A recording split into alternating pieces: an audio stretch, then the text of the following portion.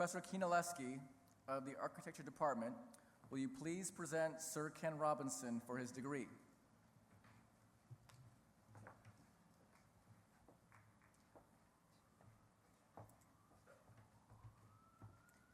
President Maeda, I have the great honor to present Sir Ken Robinson for the honorary degree of Doctor of Fine Arts.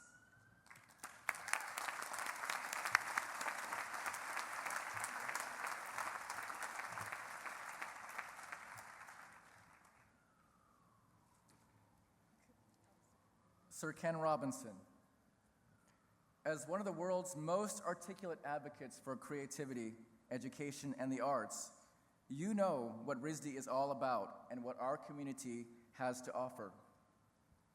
In fact, almost every single graduate sitting in our audience today could personify the subtitle of your latest bestseller, The Element: How Finding Your Passion Changes Everything. Through your speaking, writing, and consulting, you are a vital cultural envoy in a world that may not always understand why art, design, creativity, process, and problem-solving matter. Sir Ken Robinson, for helping us better understand ourselves as creative practitioners and for sharing your insights with the world, we are delighted to present you with this Honorary Doctor of Fine Arts degree from Rhode Island School of Design. Congratulations.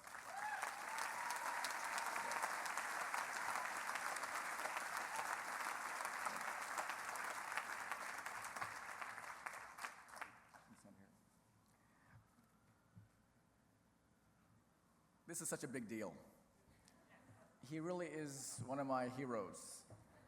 And I was at TED, there in the audience, and I saw him talk. And I realized I had to change my life, and I sure did. Ladies and gentlemen, it is now my privilege to ask Sir Ken Robinson to deliver this year's commencement address. Sir Ken Robinson.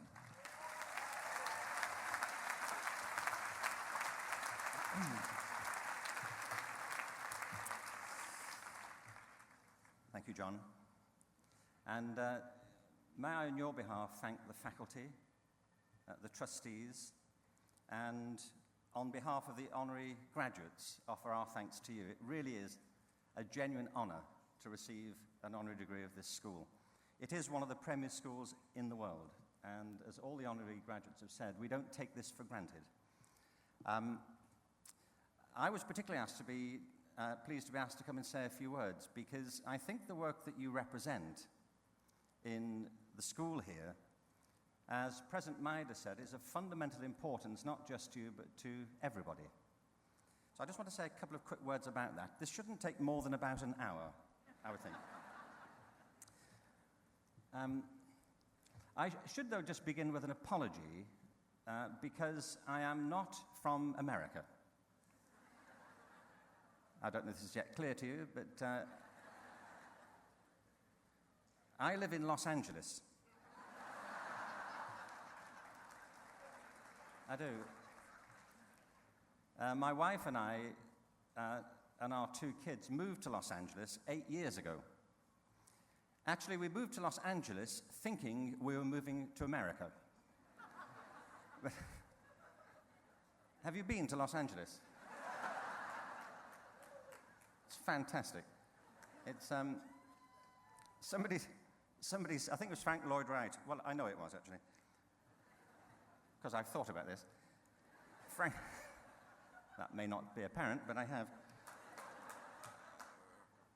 Frank Lloyd Wright said, if you were to turn the world on its side and shake it, everything loose would end up in Los Angeles.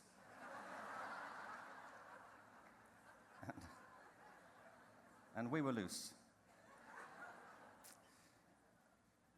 We got there in 2001, so actually we arrived, I should say, on the 30th of June 2001. So that was 3 months before 9/11. So our entire experience of America is really post 9/11. But we also arrived 4 days before Independence Day. We had no idea. I mean, really, Get over it. Honestly. What?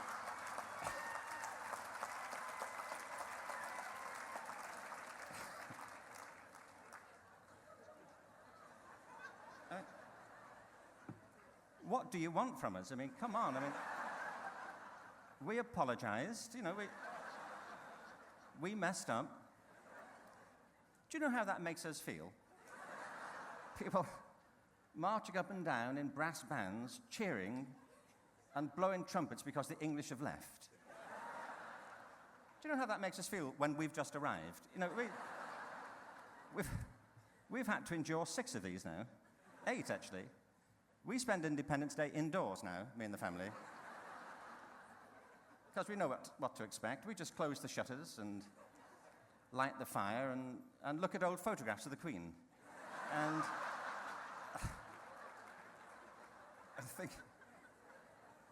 think about what might have been.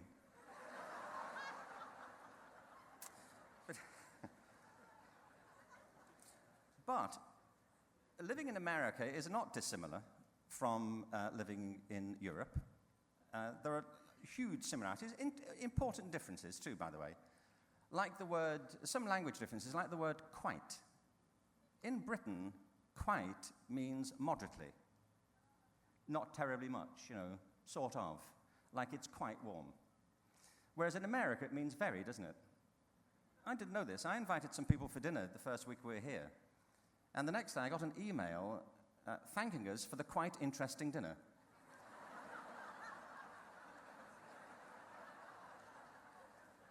I thought, well, you're not coming back, that's all I'm saying. But in some other respects, it's very familiar. We put our kids into high school, and there's the same hierarchy of subjects in schools. It's why I'm pleased to be here to celebrate you, because in a way, you have pushed yourselves through a system that wasn't designed in high school to help you. Isn't that true?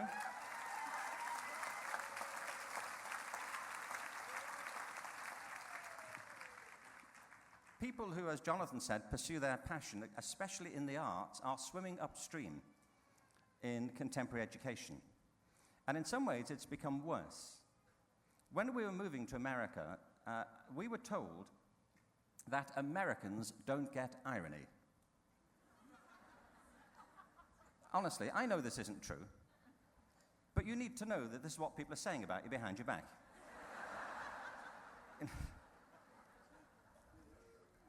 Actually, we were told something else. We were told Americans do not like to be hugged. I'm quite serious. I don't hug Americans. It was in a guide. It was. It was in, it was called How to Behave in America. Some people think that's a contradiction in terms, you know, but I don't. No, I don't. I don't think that. We live here. We're permanent residents. So there. But no, it said don't hug Americans. So we thought, okay. They said they don't like it. So we turned up at these receptions, you know, for the first few weeks when we came to America. And if people would come towards it, we'd stiffen. Because we thought we mustn't hug anybody. So we're like this. 4 of us in a row. We were like refugees from Riverdance. You know, we were like... You know. And you could see people thinking, oh, that's that British Reserve thing. You know. It isn't. We just read the manual. Of course, it's not true, and now we hug people at random, you know, in the streets, and they don't like it, is what we're finding out, but there you go. But I knew that Americans got irony when I saw the title of that national education legislation, No Child Left Behind. Because whoever thought of that title gets irony. Because that legislation is leaving millions of children behind.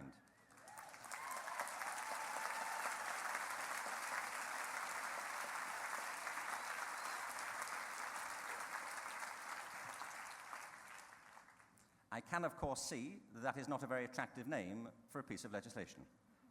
millions of children left behind. I can see that. But the thing about it is, you see, this is the thing I want to get to. It is not intentional. But let me tell you, since No Child Left Behind became law, which was just around the time that we arrived here, over 70% of school districts, so far as we know, have cut back or totally eliminated arts programs. So many of you parents here who went to school doing art and music and band and theatre and things of those sorts need to reflect on the fact that this generation, for the most part, hasn't had that opportunity. These programs are being cut back. Now, it's not been intentional. No Child Left Behind was written by serious people with the best interests of the country in mind. That wasn't the intention, but it was the effect, the unintentional effect. And the reason, I think, is this, that our attitudes to education are wholly out of date. They're locked into the 19th century. And we are living in the 21st century, in which many of the talents and abilities which are being squandered, I believe, by current programs of education are actually vital to the future and sustainability of the country. And art and design and all the related disciplines are among the disciplines and approaches which we need to foster and develop. I have a big interest in creativity. Being creative, which is what you do, depends on doing something which people find difficult, which is to challenge the things that you take for granted. I'm a great fan of President Obama because I think that he's... Thank you. And I don't mean this in any way as a party political comment. I just mean as a person, I think he gets it. He gets that you have to give people confidence and courage and opportunities to do their best. And that turning a nation around, sustaining the globe, is a communal enterprise that can't be vested in the hands of a small coterie of people. We all have to do something. He's a great fan of Abraham Lincoln. And I came across a quote from Abraham Lincoln, which you may know, but I hadn't seen it before. But it seemed to me really appropriate. This is something Lincoln said in December 1862 in his second annual message to Congress. He said, "The dogmas of the quiet past are inadequate to the stormy present. The occasion is piled high with difficulty, and we must rise with the occasion." I love that. Rise with the occasion, not rise to it. As our case is new, so we must think anew and act anew. He says we must disenthrall ourselves, and then we shall save our country.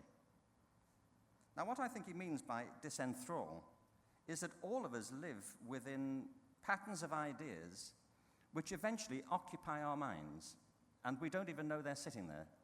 They dispose us to think about things in certain ways. They're categories of thought which are often outdated, even though we carry on thinking about them.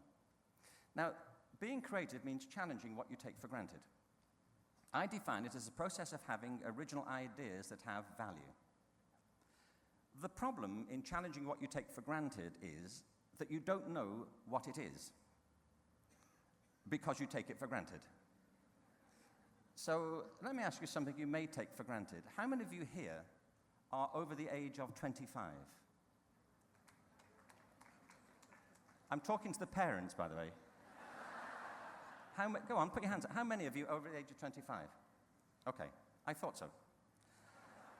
Even in this light, it seems to me. Now,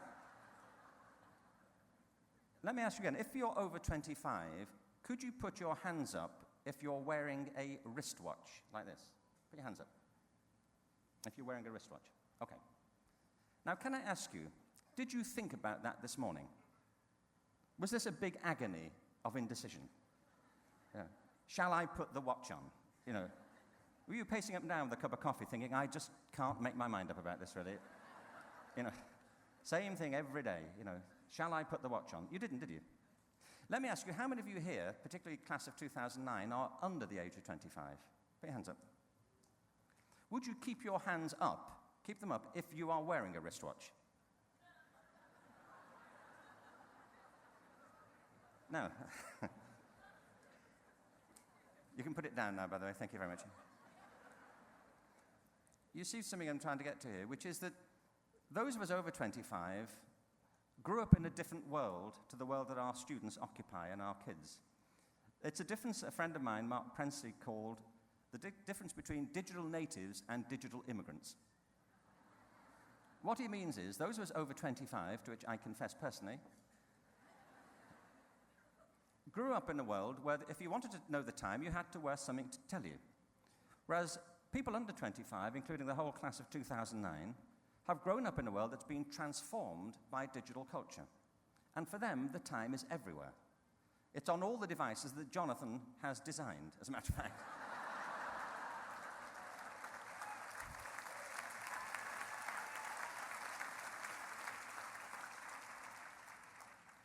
So this is Jonathan's fault. No, but what I mean is that for them, the time is on their cell phones, it's on their iPods, it's on their laptops. They don't see any reason to wear a separate device just to tell the time, do you? My daughter is 20, my son is 24, and they never wear wristwatches. They don't see the point, to wear a separate thing. And as my daughter said, he said, like, why would you wear a separate thing to tell the time? She said, like, it's a one-function device. Like, how lame is that? And I said, no, it tells the date, as well. It has many functions. But you see, the thing is, those of us over 25, we live in a world that's dominated by cell phones and laptops and iPods too. We've just stopped thinking about it. There are many things that enthrall our minds that we should think again about. And one of them is the place of the arts and more generally of creative ability in ourselves, in our kids, and in education. The reason there's a hierarchy of subjects in schools that many of us had to push through is it was designed for the 19th century. Education, as we know it, was designed for the industrial economies of the 19th century. And we live in a world that's being transformed by, among others, the disciplines which are being taught here at RISD. So it's no exaggeration to say that the future of the world will depend upon the sorts of skills that people have here. But it also means recognizing something else. I believe what we have to recognize is that as human beings, we have a distinctive capacity that no other species has. I was in Las Vegas recently. Have you been to Las Vegas, anybody? What is that, really?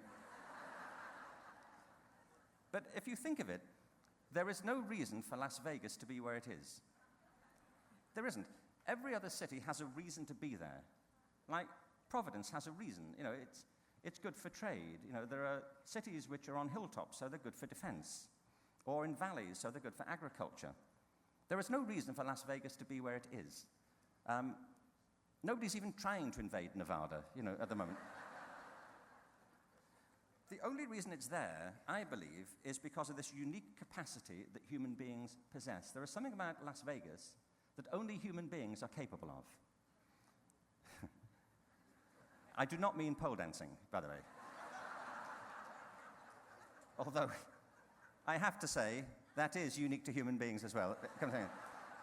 It is true. You cannot teach a dog to pole dance. Take my word for it. Honestly, it's a waste of a weekend, honestly. Honestly, it's... I frankly wish I'd never bothered now, but... No, what I mean is the power of imagination. The one thing that really separates us from all of the species on Earth is this extraordinary power we have to bring to mind things that are not present to our senses. The power to conceive of alternatives. And then the related power of creativity, which is to put them into practice. This is unique to us, and it shows itself immediately. If you take a baby into a garden and point at the moon, the baby will look at the moon. If you take your dog into the garden and point at the moon, the dog will look at your finger and wonder exactly what the problem is, that you're... And it shows itself in the extraordinary diversity and multiplicity of human culture. in science, in mathematics, in languages, in art, design, music, dance, practical business, in all the extraordinary manifestations of human ingenuity. You know, other animals communicate, but they don't perform operas.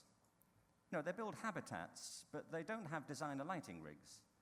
You know, they adorn themselves, but they don't have fashion design programs.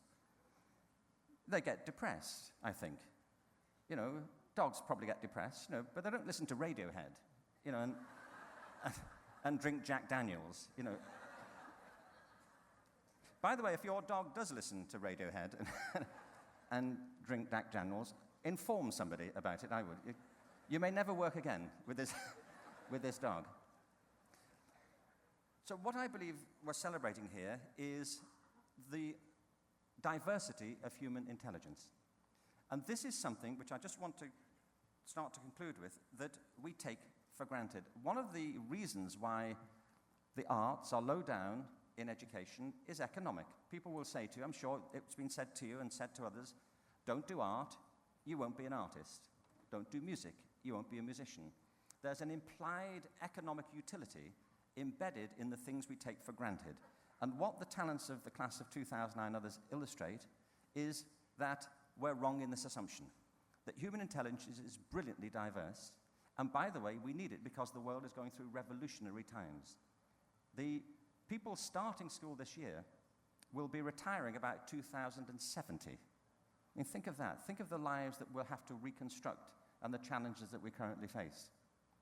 So I believe that the work here represents what I would like to see is the elimination of an old distinction. For too long in education, we've believed we can divide courses and people into two groups, academic and vocational.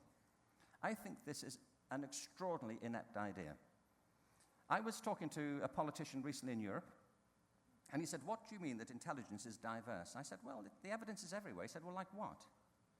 Because in his country, all the prizes go to people who like conventional academic work.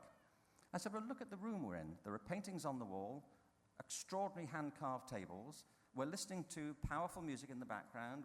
We are surrounded with digital devices. Who do you think did this stuff? I mean, do you think this was done by people writing essays about it?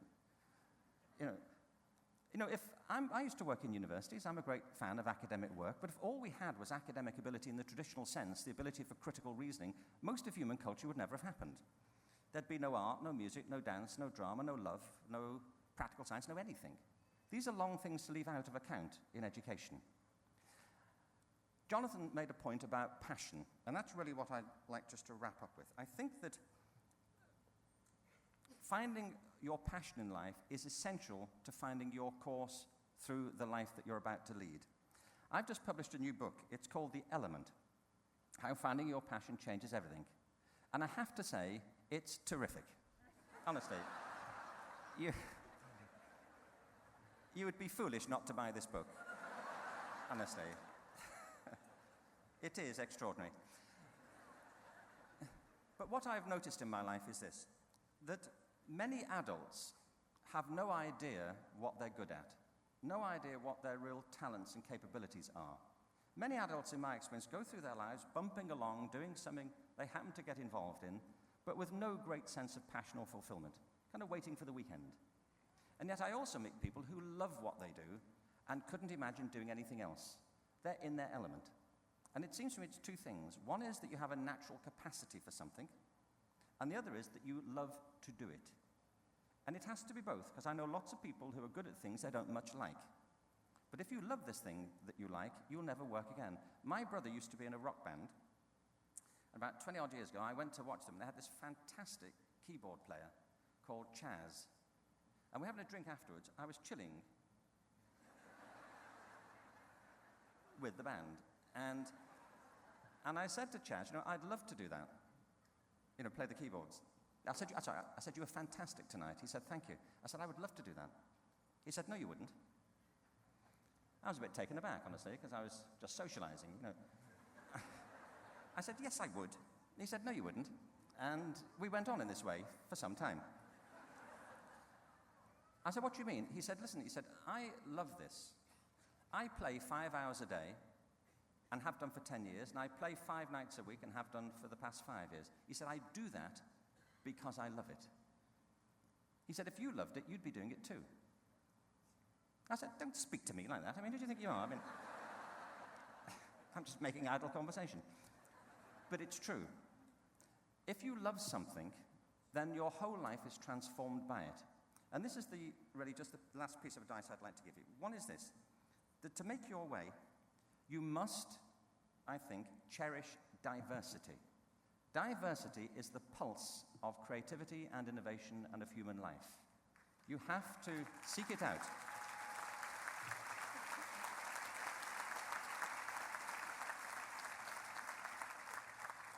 And I mean diversity in every sense. I hate this distinction between academic and vocational. Some of the hardest intellectual work you will do is in the arts. Some of the most creative work you do could be in the sciences as well. But I was in San Francisco recently signing a book for somebody. By the way, I was signing many books. This is important. I didn't go all the way to San Francisco to sign this one book. I mean, that would be sad, you know. Publisher called. Somebody bought a book in San Francisco. Keep him talking.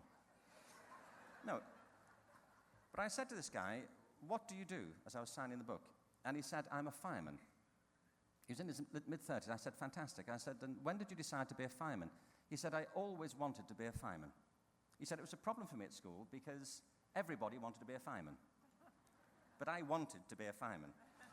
And he said, I got to the senior year at school and everybody was applying to college and I was applying to the fire service. And I had a teacher, he said, who ridiculed me in front of the whole class. He said, you will never amount to anything if that's all you want to do with your life. You must be stupid to want to do that. He said, I felt humiliated by it. He said, but 6 months ago, I was thinking about this as you were talking, 6 months ago, I saved his life. He said he was in a car wreck, and I pulled him out and gave him CPR, and I saved his life. And his wife's life. He said, I think he thinks better of me now.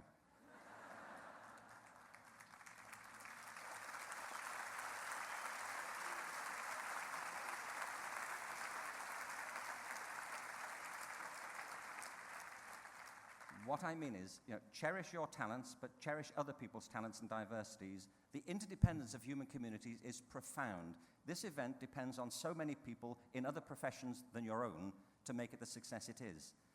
We need to cherish it in all cultural senses as well in the particular sense in which I've just said it. The other thing is to recognize, my second point really is, make connections. That's your job. Make connections. I was in a natural history museum recently, and I was wandering around one of the rooms where they had all the butterflies on display. You know, you've been there, these sorts of places, large, all pinned to the wall, all dead. Large ones at the top, small ones at the bottom. In the next room were all the spiders, the next one were all the beetles. Well, it's a way of thinking about it, But if you leave the museum, you don't find all the butterflies flying over here in formation and all the beetles over here keeping a respectful distance. In nature, they're all over each other. And it's the same thing with human life. Everything connects. I came across this great quote recently. It said about being British. You might apply this to being American. It says, being British these days means driving home in a German car, stopping to collect some Irish beer or Danish lager, picking up an Indian curry or a Greek kebab, and spending the evening sitting on Swedish furniture, watching American programs on a Japanese TV. And it said, and the most British thing of all, suspicion of anything foreign. Your job is to connect, to see relationships, not just to make distinctions. That's what's characterized this extraordinary group of honorees behind me. And that's my final point. Life is not linear. We're led to believe it is in the way that we're educated, but it's not. Many of the parents here, I'm sure, are not doing what they thought they'd be doing at the age of 15. Most people on this platform did not plan the lives they have had. How could they have planned the lives they had? I can't imagine that Jonathan was sitting, at home at the age of 8 thinking, one day this iPod thing is going to work. What happens is you invest in your talent and your life reconfigures around you. You expose yourself to new possibilities and new things come into your direction and you respond to them. You cannot plan much beyond the next iteration of your life, but if you meet it with all your talents alert, your confidence aroused, and a willingness to be open to possibilities, you will live a life that will have purpose and meaning. You won't be able to plan it, but you will be able to benefit yourself and all the other people that you connect with. And the last thing is this: human talent is buried deep. You often have to look hard for it. I mentioned Elvis Presley. No, I mentioned Las Vegas. My wife is a major Elvis fan. And 2 years ago, we went to the Elvis Chapel in Las Vegas to get married again. We did. Now, when I say she's a major fan, I am understating the real situation. There are 3 of us in this marriage. Fortunately, I'm alive. But frankly, it's a marginal advantage. But Elvis Presley was not allowed in the glee club at school in Tupelo, Mississippi. They said he would ruin their sound. Elvis. Well, we all know what great heights the glee club went on to. You know, once they'd managed to keep Elvis out. The world wasn't waiting for Elvis, but Elvis changed the world he entered. And that's true of all the great innovators, all the people you see behind us, all the people on the platform. They created a life for themselves, they created a world and recreated the world. And I believe we have to recognize that life is not linear, it's organic. I live not far from Death Valley in Nevada, not far from Vegas. Death Valley is the driest, most lifeless place apparently on Earth, hence Death Valley. But in the winter of 2004, something extraordinary happened. It rained. 7 inches of rain fell on Death Valley. And in the spring of 2005, the whole floor of Death Valley was carpeted with flowers. You can go online and check them out. Look at spring 2005 in Death Valley. What this proved was that Death Valley is not dead. It's dormant. Right beneath the surface are the seeds of possibility, waiting for the right conditions to come. And if the conditions come, life is inevitable. Life cannot resist the right conditions. And it's the same way with human vitality and our own lives. Create the right conditions for your own creative flourishing, and your success will be irresistible. But keep your minds alive. Feed your imaginations. Don't be enthralled to ideas you take for granted. Cherish diversity and be open.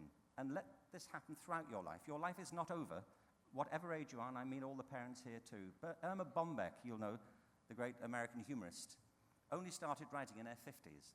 She said something wonderful. She said, "When I stand before God at the end of my life, I would hope that I would not have a single bit of talent left.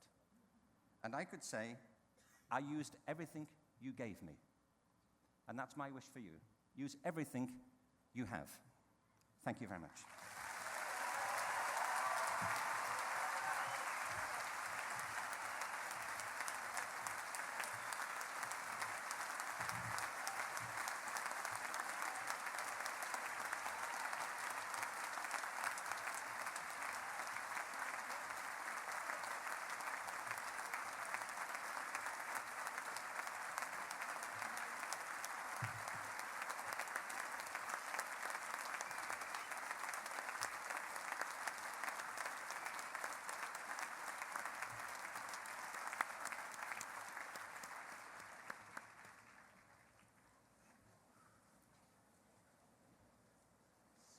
Special thanks to Sir Ken. Your gift is what makes you the symbol of our creative cause. So thank you. So good. Thank you.